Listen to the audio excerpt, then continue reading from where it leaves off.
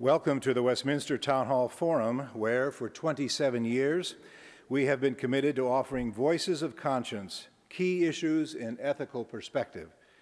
My name is Tim Hart Anderson. I'm the senior minister here at Westminster Presbyterian Church, located on Nicollet Mall in beautiful downtown Minneapolis, and moderator of today's program. It's now my pleasure to introduce our guest speaker today, Brandford Marsalis. From generation to generation, the music of New Orleans has shaped the people who live there. Jazz musician Brandford Marsalis is a native of that city and the eldest son of one of America's most distinguished musical families. As a young musician, he gained acclaim playing in Art Blakey's Jazz Messengers and in his brother Wynton's quintet. He toured and recorded with Sting, and in the 1990s served as music director for The Tonight Show. He is the founder of the Brandford Marsalis Quartet and of Marsalis Music, a recording company featuring the music of promising new artists and longtime jazz musicians. He has performed with such legendary jazz musicians as Miles Davis, Dizzy Gillespie, Herbie Hancock, and Sonny Rollins, and he is a frequent guest soloist with chamber and symphony orchestras. He's brought his musical gifts into the classroom, developing curricula for high schools and sharing his expertise with students at colleges and universities throughout the country. After Hurricane Katrina devastated his home city, he immersed himself in relief efforts and now serves as the honorary chair of New Orleans Habitat for Humanity. With his friend Harry Connick Jr., he's working to build a musicians' village in the city's historic 9th Ward. This demonstrated commitment to service, combined with a standard for artistic excellence, are hallmarks of his distinguished musical career. Ladies and gentlemen, please join me in welcoming to the Westminster Town Hall Forum, Brandford Marsalis.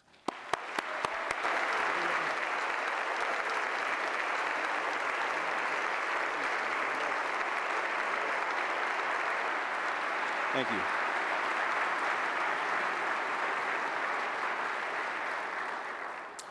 Thank you very much. For those of you who are in the audience, you probably saw us like talking and whispering and scrambling back here and say, well, what are they doing? What's going on?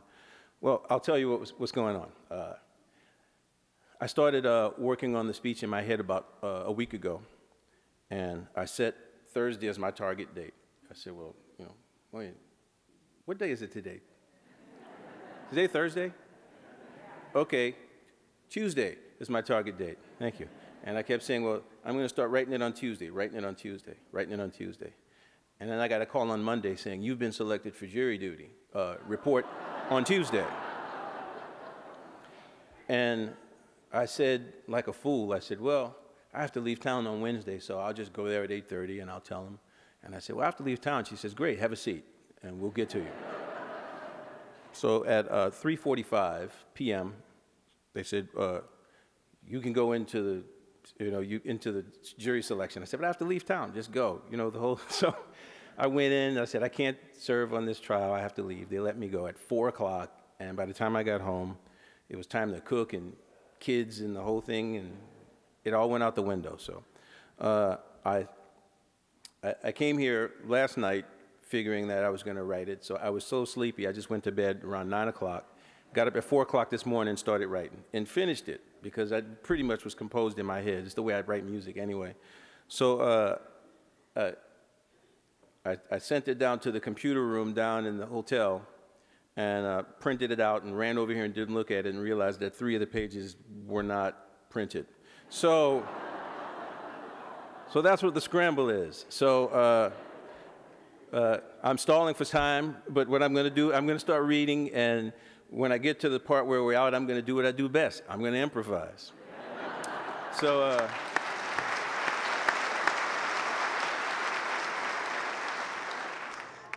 I'm very honored to be asked to participate in such a prestigious ongoing dialogue as this one.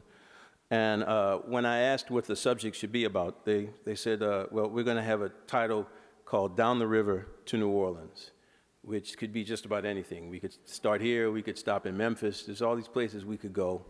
And I said, given that the Mississippi River starts right here in Minneapolis, or from a Louisiana perspective, ends in Minneapolis, I just said that, why don't we just go right down to New Orleans and start from there, since that's what I know so well. New Orleans is a really, really marvelous place to be from. The food and the culture and the music are just a handful of things that make it one of the unique places in our country. In a never-changing country like ours, where the quest for individual success and accolades drives people further and further away from each other, New Orleans has pretty much avoided that and remained the same as it's always been. My brother Winton has a story he likes to tell people who aren't from New Orleans. He says, well, in New Orleans, we have this great public transportation system, and a lot of people ride buses and streetcars.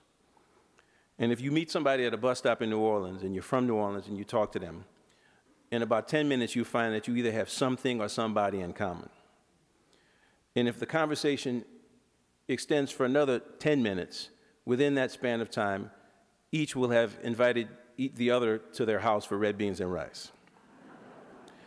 And I can corroborate that story a bit, because just last week, I was talking to one of my students. I teach at North Carolina Central University, and I was talking to them about New Orleans. They were saying, well, what makes New Orleans so special? And I was saying all that kind of stuff. The food's great, the people are great.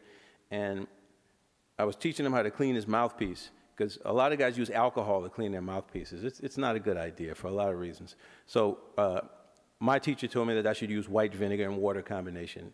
So I said, I'll take you to the store to get some white vinegar, and we'll try it out and see if it's more effective. So we get to the store, and as he was getting out of the car, a car backed up and almost hit him. And he jumps out of the way, and I see that the license plates are Louisiana license plates. And I said, well, you get a free pass this time since you're from Louisiana. She goes, why, are you from Louisiana? I said, yeah, I was born in Breaux Bridge. She says, yeah, well, I live in the city. I said, well, I grew up in the city. She said, really, you're from New Orleans? And we started talking, and literally 10 minutes, because she was leaving, she says, well, I'm about to go to Hawaii, but look, why don't you give me your number? I'll come over, man. Y'all cooking red beans, right? I haven't had red beans in months. And I said, well, baby, when you come on back, you give us a call. You have some red beans and some jambalaya waiting for you. She said, Lord have mercy, I'm calling y'all. So, that's, and he was looking at it, and he says, man, I don't even believe that just happened. I said, yeah, Joey, that's how it is. On August 29th, 2005, I was as shocked as anyone at the events that occurred that day and the following day and the subsequent days to come. On that day, I was on a golf course in Durham, North Carolina, where I live, and I called my parents to make sure that they had evacuated, because with my dad, you never know. And then I called my brother Delphio, because he's as stubborn as ever, and for the last 3 or 4 hurricanes, he stayed at home and rode him out while his much saner wife went to Houston. And this time I implored him to leave, and he said, man, I saw everything on television. I'm going to leave for this one. I said, good, man, get out of there.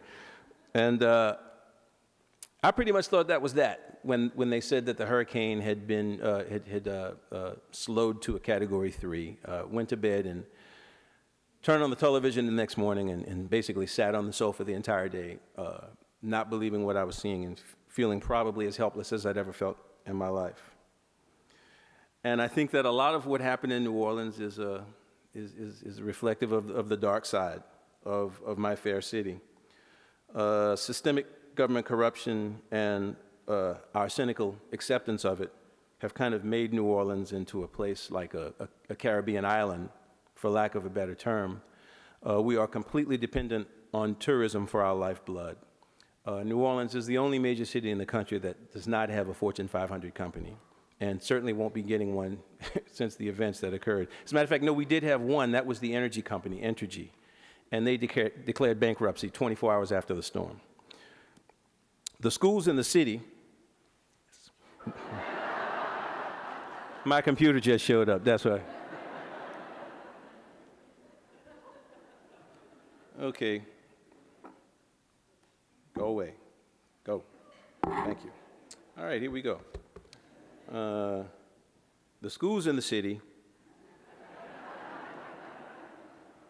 I was just kind of riffing on that too. I really didn't write that down, but I'll get back to it. The schools in the city.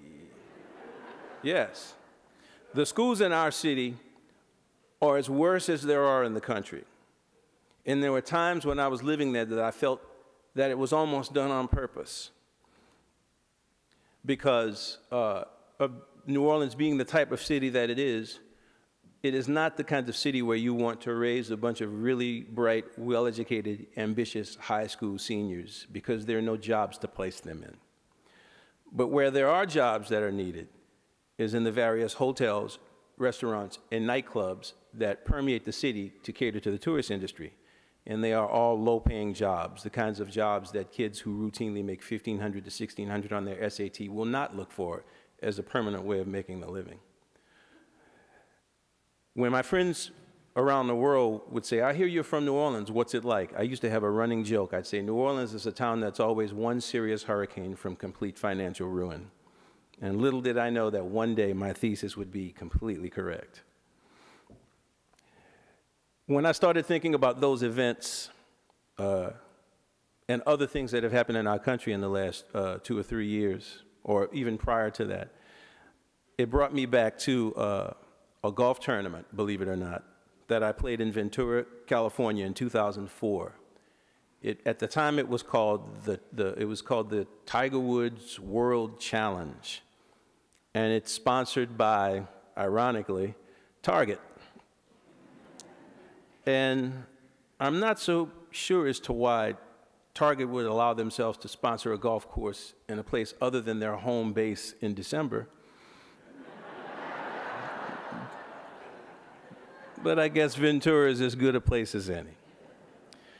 And in this particular setting, they had this celebrity section, and they paired celebrities with each other, which was different, and it was kind of funny and strange and cool. So my foursome was me,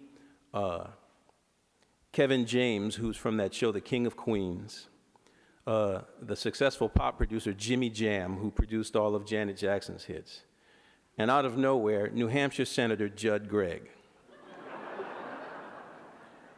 Now, out of all those guys, you know, because the one thing that's great about golf, for those of you who haven't played it, is that it's not like other sports because there's very little action and a lot of walking and a lot of talking. If you added up the amount of times that you actually hit the ball in 4.5 hours that you spend on the course, it might be something like 20 minutes. So by the end of it, you're either going to really like the people you play with or you're really going to hate them. There's no in between in that. And pretty much into the first hour, I found myself hanging around Senator Gregg, and we were talking about a variety of things because I actually contemplated going into politics for a long time when I was younger. And we talked about a variety of subjects. And he was great, and he was very engaging and very kind to me and talked about things he didn't have to talk about. And at the end of the round, we were in a group that met Tiger as he discussed his plans for this education center that he was building in Anaheim, California. And people were asking questions, what's it going to, and Senator Gregg asked the question that seemed to have come out of nowhere. He said, so are you going to be teaching any civics classes at this education center? And Tiger said, well, I'm not sure, I'll have to check on that one.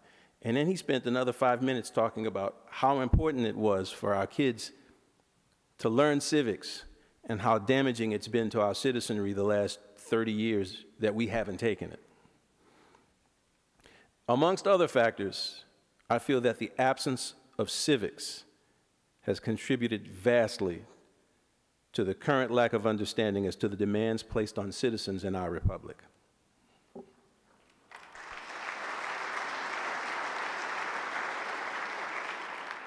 I didn't know it was a political speech. Thank you. Thank you very much. Thank you. Thank you very much.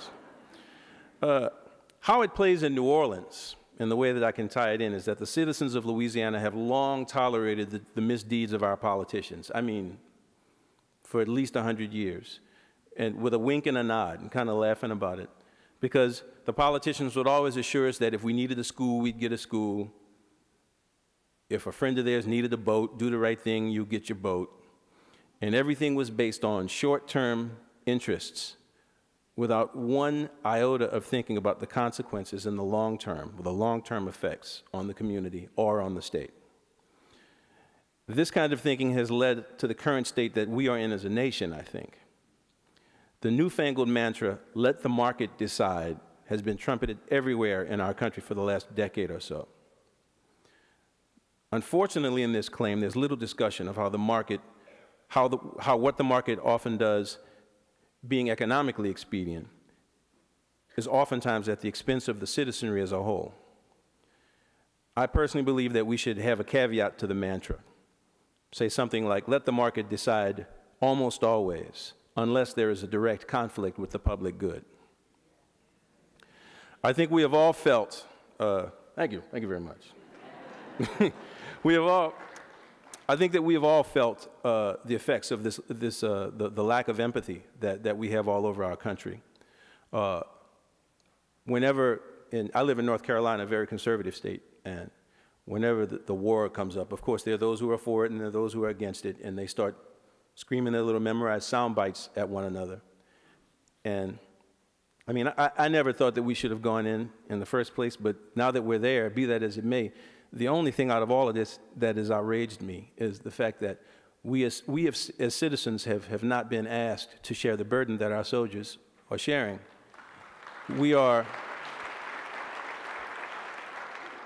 I think it's the first time in our history that we were spending trillions of dollars on war and getting tax cuts at the same time. So that the idea of patriotism is putting a ribbon on the back of your car, as opposed to what my grandmother had to do, give up stockings, eat food rations, give up all tin, all metal, everything to serve the war effort. We have soldiers who are, even today, getting killed by these IEDs, as they call them. And I was reading an article, you can never really tell if they're true, but it seems true, where one particular company has developed a kind of V-shaped shell that prevents these blasts from damaging the soldiers inside of the trucks. And that the majority of these trucks have gone to the Iraqi police and not to our soldiers. And I just feel that, not saying that the Iraqi police aren't important to their nation, clearly they are, there should have been a tax for us that I would have gladly paid, and anybody who claims to be a patriot would have gladly paid to make sure that our soldiers get the help that they need.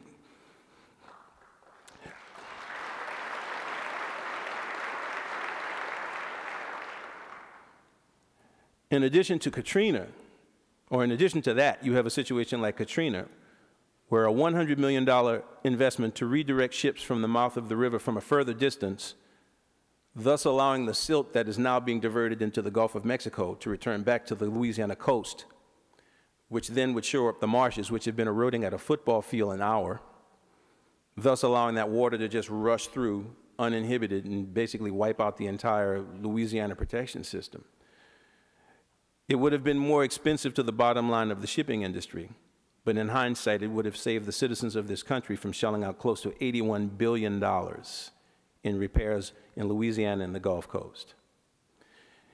We also have the tire fiasco involving Firestone and Ford Explorers.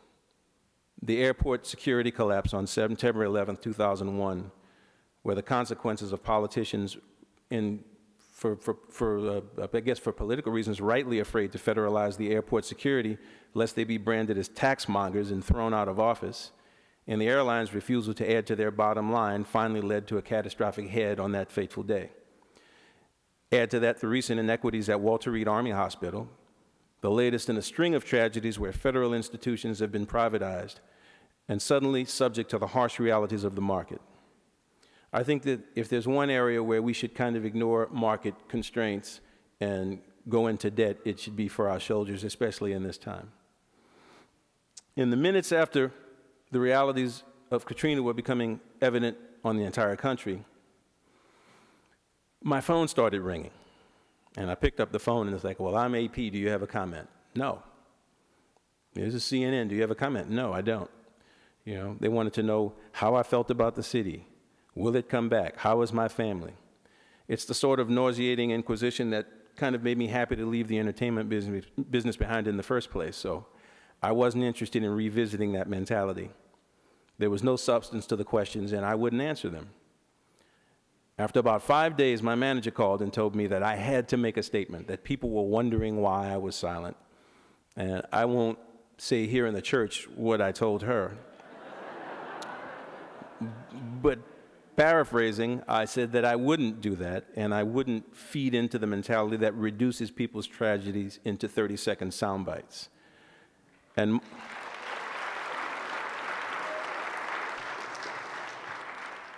And I begged her to help me find a way to make a definitive statement of action at a time when people were wringing their hands and pointing fingers and blaming, even to this day, whomever they could blame. And while they're blaming and not blaming, nothing's getting done.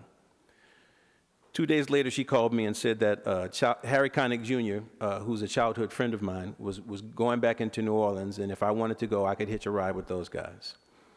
2 hours later, I was on a plane to Jackson, Mississippi, and we drove all night to get to New Orleans. When we got there, crossing the Greater New Orleans Bridge as the sun rose, it was like a scene in the old Charlton Heston movie, The Omega Man, where there was one man driving around a completely empty city in a car. And here we were driving around with no people, broken limbs, with the exception of military personnel every half a mile, it would seem. To give you a sense of how profound the tragedy was at the time, this was the 8th day after the storm. And when we got to Jackson, one of my brothers, Jason, his wife, came to me and said, you know, I'm glad you're going into the city, you know, can you look up my grandfather's house? And she gave me the keys. I said, yeah, we'll do that. Where's your grandfather's house? And he said, well, he lives in New Orleans East. And I gave her the keys back, and I said, honey, it's under 12 feet of water right now. I can't go. And it remained under 12 feet of water for another 2 weeks after that. So after spending the entire day in New Orleans, helping the few people we could help who were still left, because by the time we got there, most of the stranded people were gone, and there were a few people that needed things, and we tried to get them whatever we could, because Harry was doing some kind of like reporting work for NBC, so he had access to goods and services and water and the like. Harry says, man, we need to drive to Houston and go play for the evacuees at the Astrodome. And I said, well, man, that's great, Harry, but I didn't bring a horn, man. I found out where I could go, and I just threw a couple of, you know, pairs of underwear in a bag and took off. And he said, well, we'll get you a horn in Houston. So we go to my parents' house, and we try to go to my parents' house, and we get down Carrollton Avenue, which is completely dry. And when you get to Carrollton and Hickory, which there's no way, I can't really give you a reference, you know, because it's 6 blocks from Carrollton and Claiborne, which doesn't really help you very much. But 2 blocks in, the water keeps going up and up. And I had on some hip waders, and I said, well, I'm gonna go in the house, and because my mom wants me to go check on the house. So I had on my hip waders, and I was walking real slow, and one of the sheriffs says, you gotta watch out for snakes in there, bro. You know, they got snakes. And I looked at the water. The water was like blacker than 12,000 midnights. I said, I don't think there are any snakes in there, my man. The only thing I'm worried about is a piece of broken glass. So I kind of shuffled my feet to make sure I didn't step on anything that might have been lying in the muck. And it took me 15 minutes to make a walk that I'd made in 3 to 5 minutes for most of my young life. Snuck into the house on my hands and knees because my mom and dad have these really good storm shutters, so the house was pitch black. And there was one light in the back of the house, and as I got closer to it, I said, well, there shouldn't be any lights on. There's no electricity. Nothing works. There was one small little 2-foot hole that had been knocked off by the winds from the roof. And from the roof, it was right where the tool shed is, and laying on the floor, right in the beam, was a flashlight. I mean, you know, the Lord has his mysterious ways. That's all I can say. So I get the flashlight, and I'm looking around the house, and I can't call, so I'm just making mental notes. Everything is fine. Told my dad the piano is completely safe. You don't have to worry about that. It's nowhere near the back of the house. And when I went up to check in the piano room, right to the left of the piano was a soprano saxophone. So I opened the case, and I see that the bell was bent, and then I remembered that 6 years ago, I dropped a horn, and we went to New Orleans, and I just left it there. I said, I'll come back and get it fixed. You know, I'll just leave it here, because you never know when I might need it. It didn't have a mouthpiece. So we left New Orleans, and I come shuffling back, because Harry actually has it on film. It's pretty funny. I'm wading in the water, and I have this case. He goes, man, what is that? I said, you won't even believe it, man. It's my saxophone. It's a soprano saxophone. He says, well, that's part of it, you know. So I said, now we need mouthpiece and reed. And we drove to Baton Rouge, and I saw my parents, because that's where they were at the time. And I said, your house is fine. And then we kept on, and we got to Lake Charles, and there was a music store that was open. And they said, we don't have any soprano mouthpieces, but we have a reed. So I said, all right. We got Reed's. Now we just got to keep going. And they said, but we have a sister store in Beaumont, Texas, which is just over the border from Lake Charles. There's another 35, 40-minute drive. So we get to the store, and we called the guy, and he says, well, we haven't had any business, so I'm just going to wait here for you. I'm going to wait until you get there. So he closes at 6. We got there at 6:30. He was right there waiting for us. And I said, yeah, we need a mouthpiece. He said, well, I only got 2, and I tried one. I said, well, this will work, and I started playing, and the horn wouldn't play because it was bent on the bottom, and I said, oh, what am I going to do now? And he says, well, today's your lucky day. I'm closing the store, but I happen to be the woodwind repairman.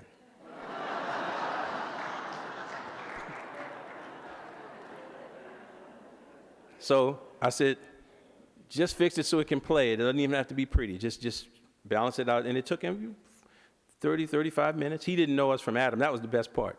It's like, so you guys are musicians, huh? I said, yeah, that's great.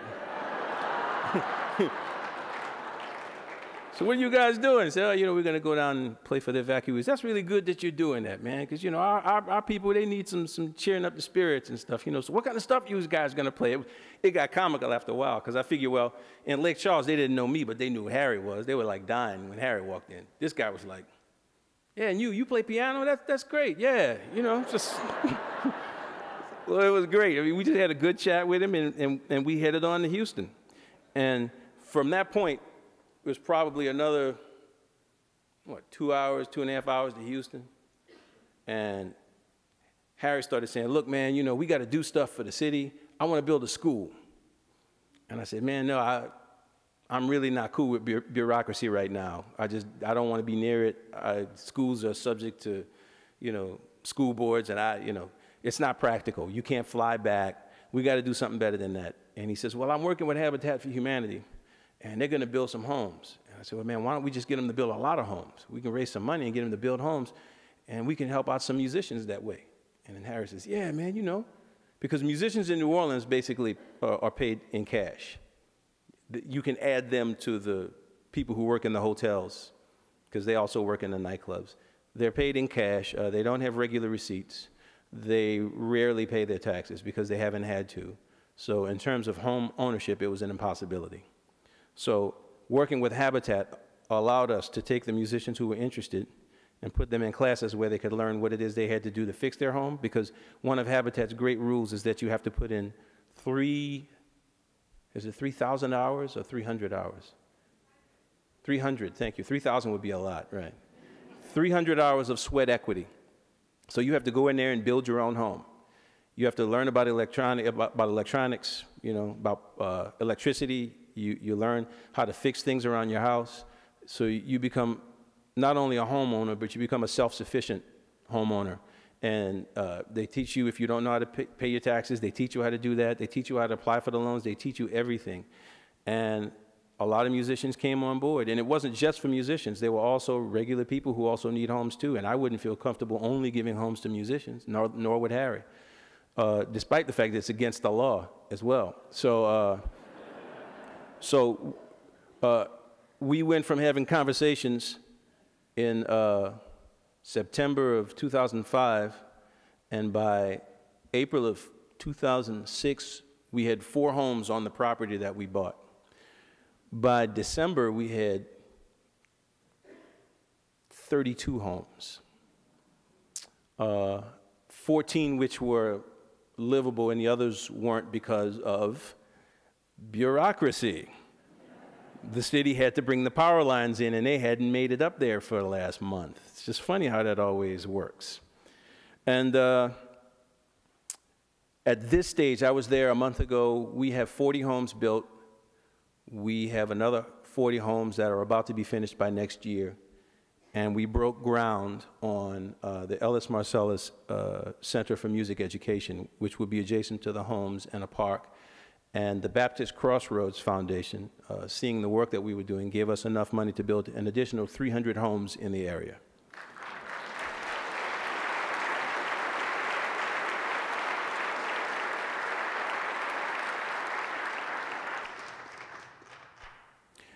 It's one of those things that people often ask me about, you know, well, isn't it great what you've done?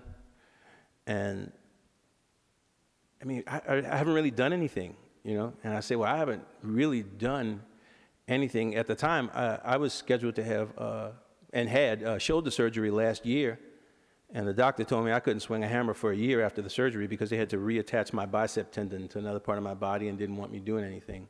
So I'm going to get the go-ahead probably this month. In January 2009, I'm going to be swinging away. Finally, I'll get to actually contribute something other than rhetoric.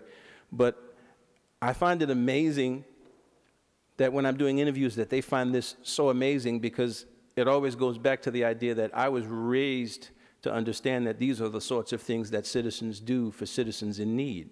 I don't find it to be shocking at all. I just think that it's the way we should be. You know, it's kind of like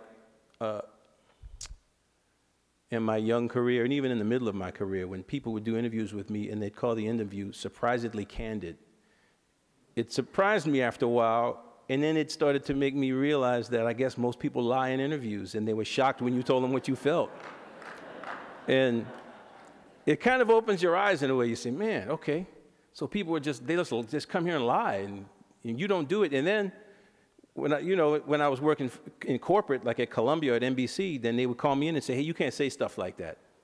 I said, oh, you want me to lie? They said, yeah, that's, you gotta, just don't offend people, don't make people mad, don't ask questions, which to me that's the opposite of citizenship, to not ask questions. One of the things that really struck me last year was I like to watch, my wife loves, and I tolerate Bill Maher, and his show, because at least he brings people on who have opposing points of views and they're forced to respect the others, which is rare these days, and it doesn't devolve into shouting matches. And on one particular show, they brought on Richard Dreyfuss. And Bill's thing is, I mean, he pokes fun at whoever's in power. So now it's the Bush administration, and he gets his points across with jokes, because everybody likes jokes. That's his thing. But you don't want to have serious conversations. And Richard Dreyfuss launches into this serious conversation, which you could see Bill Maher getting more and more irritated because he wants jokes. And he basically said, 9/11 occurred, and he said the fault lies in us as Americans, because we don't understand our responsibility as citizens. Not 9/11, I'm sorry, the Iraq War. He says, as citizens, we don't ask the questions. When you don't understand what your job is as a citizen of the United States of America, and you dull yourself with shows about entertainment and funny and hee-hee and ha-ha in a crisis, you turn to the nearest person and say, please, just tell me what to do and I'll do it. And sometimes they tell you what to do, and that's when the trouble starts. And he had this quote, when he said it, and it struck me, and fortunately we have this thing called YouTube, and I was able to go on YouTube and hear what he said, and I wrote it down for you guys. Because if you don't know, Richard Dreyfuss, the guy who was in Jaws, the actor, he is now a civics teacher at Oxford in England. He says, I love movies, and that was a great part of my life, but now I'm doing this. So his statement was, you can actually learn. His premise is, the premise is that American ideals, democratic ideals, are something that have to be taught and instilled in people. They are not, as we like to believe, organic. They're not hardwired into the DNA. And he says that it's human nature to want to teach your children the things that you want them to learn, and to avoid teaching them the things that you don't want them to learn. But when you do that, you cripple their ability to ask the questions. And he says, you can actually learn the constancy of curiosity and the constancy of outrage. You can learn that it is okay to keep asking the questions, to be dissenters. And if you are not taught it, you don't know it. But we owe ourselves and the United States that we will pass off to our children to relearn the tools of reason, logic, clarity, dissent, civility, and debate. And those are the nonpartisan basis of democracy.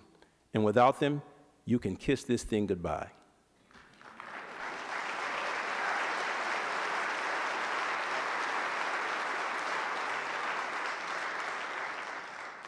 There are people in my fair city of New Orleans who have suddenly awakened to that reality.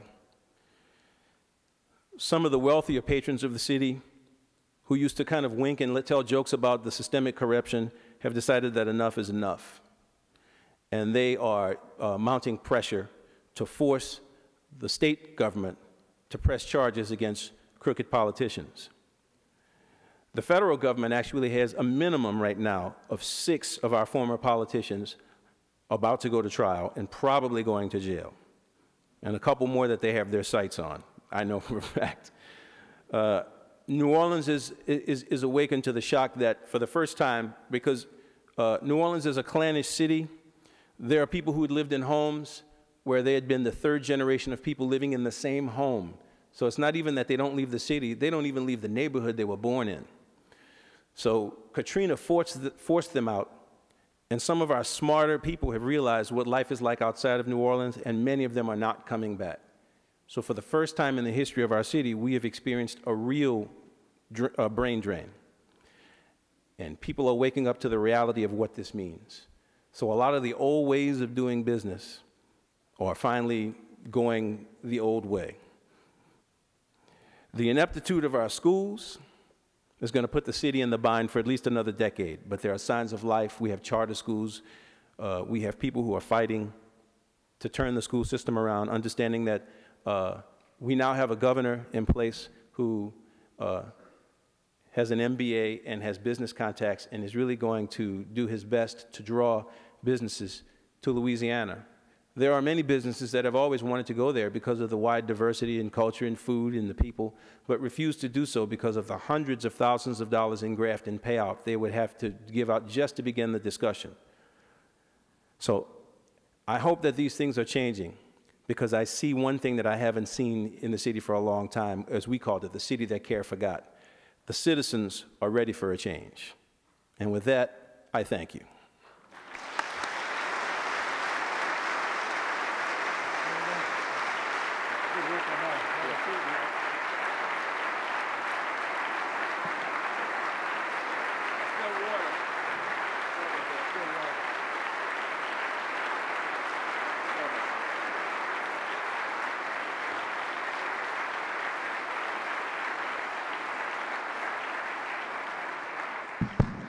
Thank you, Brandford Marsalis. You're listening to the Westminster Town Hall Forum, originated from Westminster Presbyterian Church on Nicollet Mall in downtown Minneapolis. I'm Tim Hart Anderson, Senior Minister at Westminster Church, moderator of the forum. Our speaker today is Brandford Marsalis. While the ushers collect questions from the in-house audience at Westminster, I'd like to thank the forum's many supporters, especially the co-sponsor of today's event, the Institute for Global Citizenship at Macalester College. This is the last forum in our fall series. We invite you to join us for our spring 2008 season, when we'll focus on the presidential election.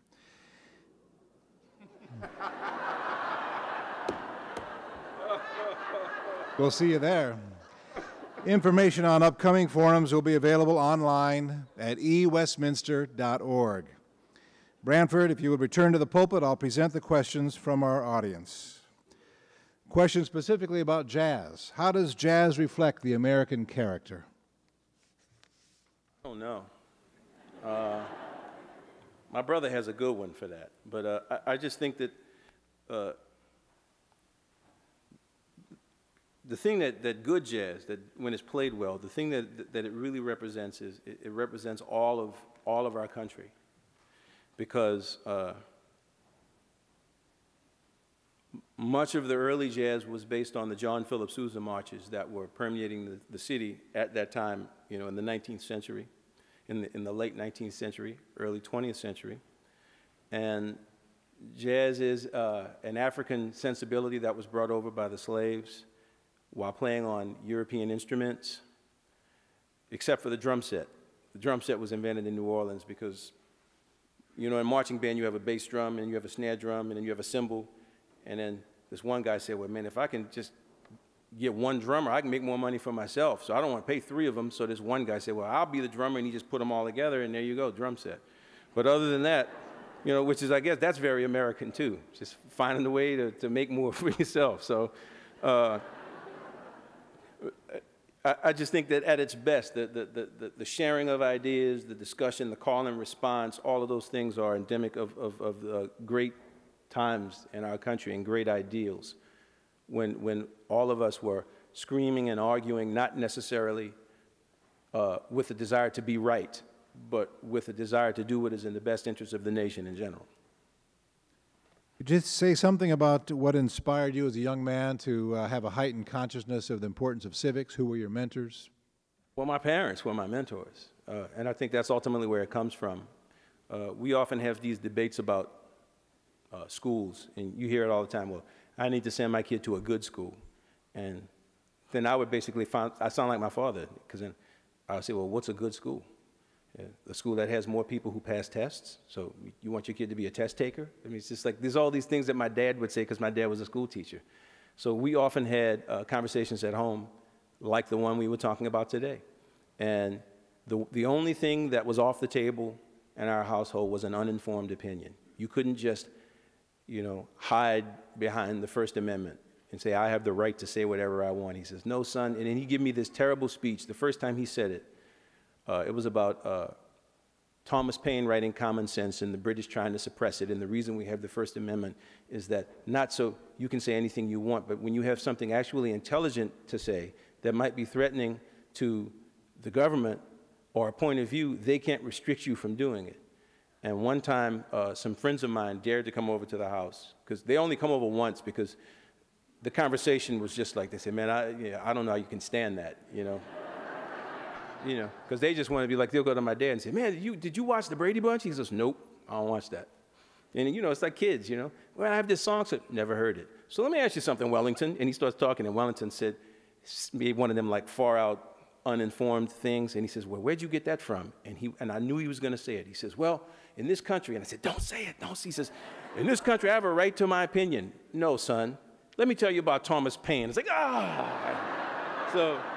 So it was, I came by it honestly. Several questions have asked about the linking of race and the response of the government to Katrina and the disaster there. Care to comment on that? It's one of the great myths of the entire Katrina thing. I think that as a whole, we need to quit talking about diversity in terms of skin color and start talking about it what it really is, economics.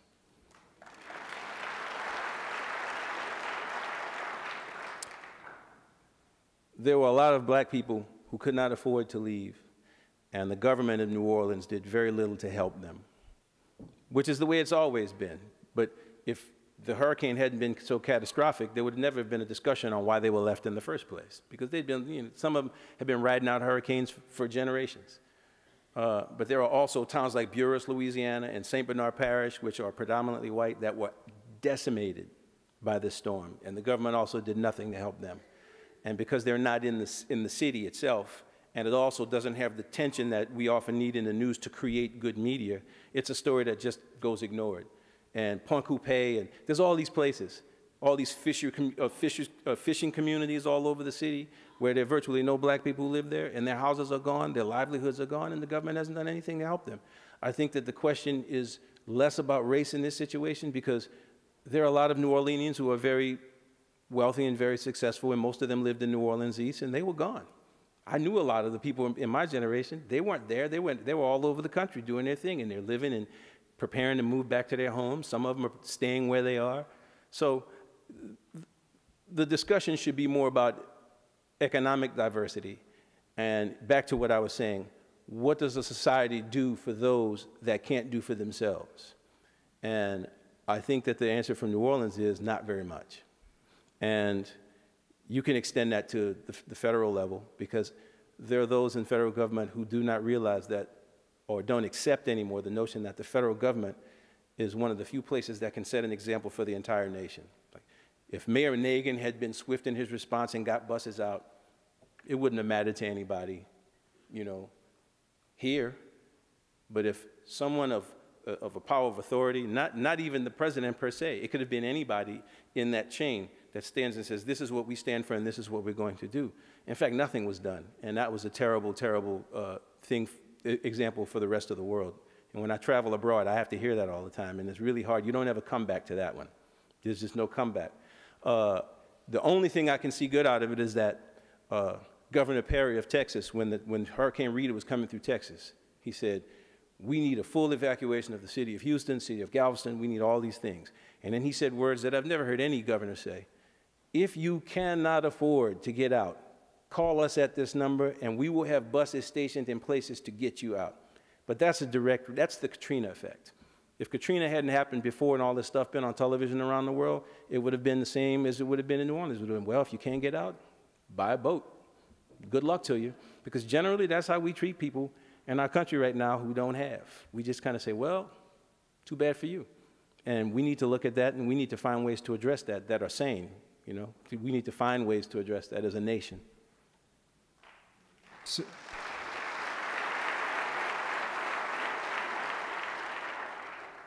Several questions connecting the rich history of New Orleans and music, and the possibility of music being a tool for healing in the culture and society. Was your concert in Houston an event of healing through music? It was an event. It was an event for healing for me, because I was traumatized and I wasn't even in the storm. Just watching it on television just freaked me completely out, and I wasn't myself for days. And a lot of things happened on that day. Like, NBC was following Harry around, and Harry saw the footage, and he says, man, the look on your face when you was playing was just something I've never seen on you. He says, like, it's like resignation and anger, and I just wasn't myself until, because we were playing, and we were up in like one of those TV booths, up luxury box or whatever you call them, and I just felt apart, which is what I felt when I was in North Carolina. And I was like, I got to go down there, man. I can't. We don't need to be up here. We need to be down there. And Harry said, yeah, you're right, man. Let's go. And all of these celebrities were showing up. And they had these policemen with them. And Harry turns around to the cop and he says, officer, I know you're doing your job. And he says, but I don't think it really looks good for me, a New Orleanian, to even give an image that I need protection from my own people. And the cop said, suit yourself. And he backed up. And we just went out there and we talked to the people. We talked to people. We laughed with some of them. We cried with some of them. We prayed with some of them. And some of them just wouldn't talk to us at all because their lives were destroyed.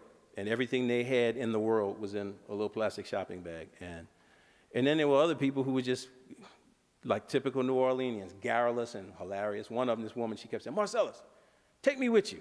I can sing. I don't want to go back to New Orleans. I want to go on the road with y'all. I said, no, baby, you can't go with us. And she was like, she kept me laughing the whole time. So being around the people, you know, getting the chance to talk about the Saints game that they were going to put on the screen, and the big screen in the dome in the coming days, it was great for me. I could actually, I got my sense of self back once I left there. We didn't sleep for 2 days. And, and the best part, like the whole saxophone story I was telling you about, but it doesn't get this is just, so we left Houston, and I was going to Durham, and I had to fly through Atlanta. And I got on the plane in Houston. No, before I got on the plane in Houston, my old high school girlfriend is a flight attendant for Continental. She lives in Houston. I saw her. So we hugged, and we talked for a little bit, and talked about her parents and how they were doing and what we were doing in Houston and this whole thing. Then I got on the plane. And I fell asleep, and it's only, you know, I don't know how long the flight is, an hour, hour and a half. And when the plane landed, the flight attendant woke me up, and I opened the thing, and the saxophone wasn't there. And I said, oh, I must have left it in Houston. So I went to the lost and found, and I said, I want to report an item that I know I'll never see again. She goes, well, how can you be so sure? I said, because I have a feeling that it was put there for a purpose, and its purpose was served. And I'm cool with that. So, but I'm going to just follow through the chains. And it was a soprano saxophone. I was at this gate. It was under a seat. And if I'm lucky, somebody that needs it took it, and they're going to do something good with it. Because that's how I felt about it when it happened. It's like, you know, the Lord was just saying, well, that serves its purpose, son. You don't need that anymore. Because I hadn't missed it. I have two at home. And I just said, yeah, I'm not going to miss that one. So it was healing for me. It was great for me. I'm glad I did it. You described the shock of Katrina and its aftermath to the citizens of New Orleans as kind of a treatment to wake them up and to be ready for change. I hope so. Is there a similar kind of or a parallel shock treatment for the whole nation that might wake up people and help them be ready for change? Absolutely. What is that? There's a price to be paid when you don't ask questions. there's a price to be paid when bad things happen, because it's weird, when you go to Europe where they've had like 1 million wars, they kind of see war as, yeah, you know, sorry about that. Like you go to talk to them about 9/11, they're like, you know, wow. You know, because they all have stories. I mean, people are alive who have stories. Yeah, I remember when I was a kid and my house was blown to smithereens when the bombs from Germany came. You go to Germany and say, yeah, well, I remember my grandfather telling me stories about how they firebombed Dresden. It's like, it's personal stories. In our country, we don't have those kind of stories because of our strategic geographic location. The wars are never fought here since the War of 1812. They're just not really fought on our soil. So we had this kind of unbelievably traumatic reaction to it. It was more of the lines that these sorts of things are not supposed to happen to us.